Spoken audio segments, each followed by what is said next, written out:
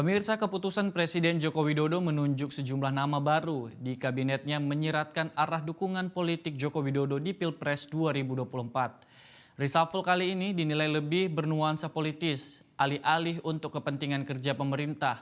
Media asing pun menyoroti penunjukan Budi Aris Setiadi sebagai Menkominfo dan Paiman Raharjo sebagai Wakil Menteri Desa.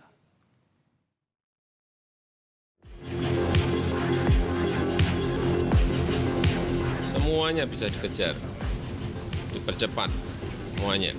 Sehingga sudah ada wamen pun kita tambah satgas karena itu. Karena setelah saya detailkan persoalan-persoalan yang ada di dalam bukan persoalan yang mudah.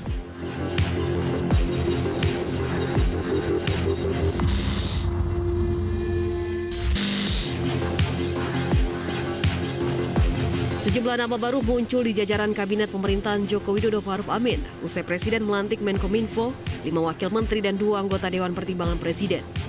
Dalam reshuffle kabinet kali ini, Presiden dinilai lebih banyak menitik beratkan pada aspek politik ketimbang teknokratik.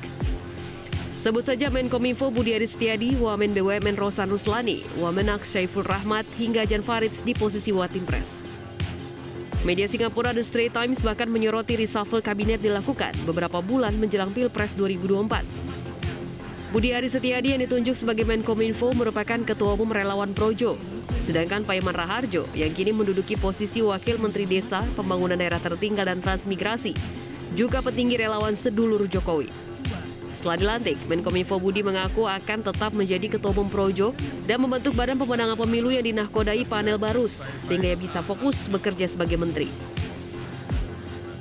24 menyatukan gitu loh. Semua jangan sampai ada polarisasi dan hal-hal yang justru malah menimbulkan perpecahan antara anak bangsa. Ya? Oh iya dong, apa? Oh enggak, ini akan diserahkan. Jadi kita akan serahkan Badan Pemenangan Pilpres kepada saudara panel Barus. Nah ini chapter politik panel Barus. Nanti aja. Wakil Presiden Ma'ruf Amin yang tak bisa menghadiri pelantikan meminta menteri dan wakil menteri baru Kabinet Indonesia Maju hari ini dilantik untuk bekerja optimal. Wapres mengingatkan agar menteri dan wakil menteri baru tidak sibuk mengurusi pemilu yang tinggal hitungan bulan diselenggarakan. Cuman saya tidak bisa menghadiri pelantikan itu karena saya masih melanjutkan acara di Papua ini, kunjungan saya sampai hari ini. Nah, karena itu saya sampaikan supaya berharap pada menteri maupun wakil menteri dalam sisa waktu yang tidak lama, ya, hanya 1 tahun, berapa? 1 tahun 2 bulan ini supaya dimanfaatkan dengan baik dan dijaga, jangan sampai terjadi hal-hal seperti sebelumnya, ya, sehingga terjadi adanya penggantian menteri dan juga kemudian wakil menteri juga supaya bekerja optimal. Wapres menegaskan hiruk-pikuk pemilu dan Pilpres 2024 tidak boleh mengganggu suasana kerja Kabinet Pemerintahan Joko Widodo Ma'ruf Amin. Sisa waktu tinggal 1 tahun 2 bulan ini, menurut mantan Ketua Umum MUI itu jangan sampai diisi dengan kesibukan mengurusi pemilu sehingga program pemerintah berjalan tak optimal. Tim Liputan Metro TV.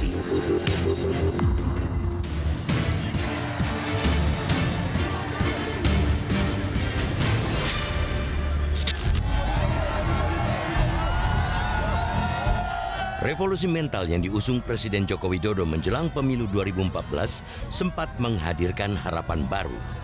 Ia ingin bangsa ini berubah ke arah yang lebih baik dan kembali ke karakter aslinya, yakni santun, berbudi pekerti, ramah, dan bergotong royong. Realitasnya, revolusi mental malah berisi harapan palsu, jauh dari cita-cita dan tidak seperti yang dibayangkan. Publik bisa dengan mudah membuktikan dalil tersebut karena faktanya hadir dan dipertontonkan dengan begitu telanjang. Sebut saja hasil reshuffle Senin 17 Juli lalu. 1 menteri dan 2 wakil menteri jelas-jelas berasal dari kantong relawan. Menteri Komunikasi dan Informatika Menkominfo Budi Aris Setiadi ialah Ketua Umum Projo, organisasi massa pendukung Presiden Joko Widodo. Paiman Raharjo yang dilantik sebagai Wakil Menteri Desa, Pembangunan Daerah Tertinggal dan Transmigrasi, merupakan pentolan relawan sedulur Joko Widodo. Lalu ada Nezar Patria, staf khusus Menteri BUMN, loyalis Presiden Joko Widodo yang kini menjadi Wakil Menteri Komunikasi dan Informatika, Wamenkominfo. Bagi-bagi jabatan untuk bekas tim sukses dan relawan semakin menabalkan revolusi mental ramai sensasi, minim esensi. Mudah untuk diucapkan tanpa berdaya saat diaplikasikan. Harapan baru yang ditawarkan, harapan palsu yang dirasakan.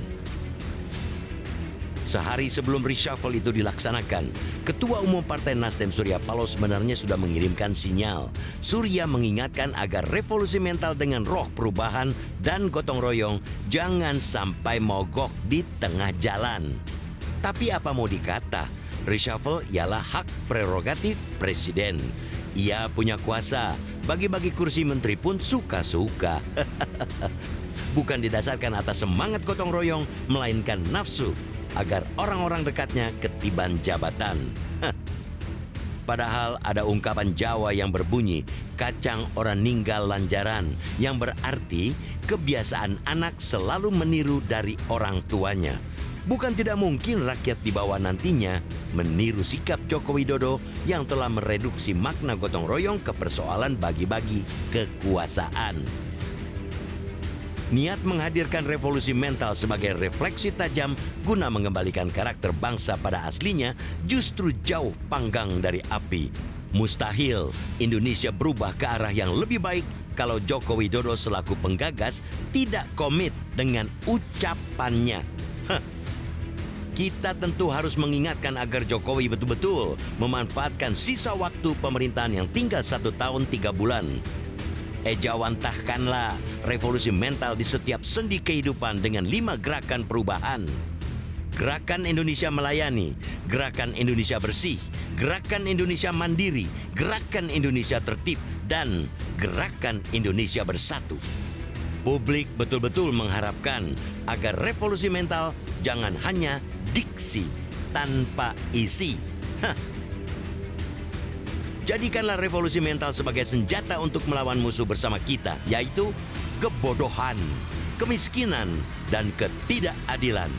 Jangan malah menjadikan revolusi mental sebagai sarang bagi bersemayamnya kemunafikan.